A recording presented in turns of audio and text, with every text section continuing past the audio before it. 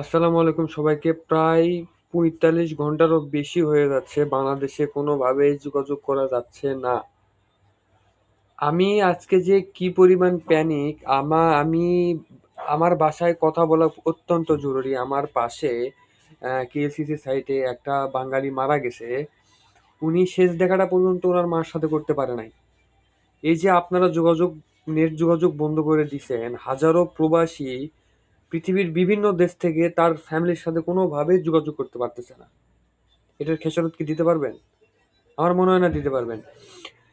একটা মানুষের আমাদের মন সুস্থ থাকতে হলে আমাদের ফ্যামিলির সাথে কমিউনিকেশন এটা মাস্ট বি, এটা আমাদের লাগবেই। সেই কমিউনিকেশন পর্যন্ত বন্ধ।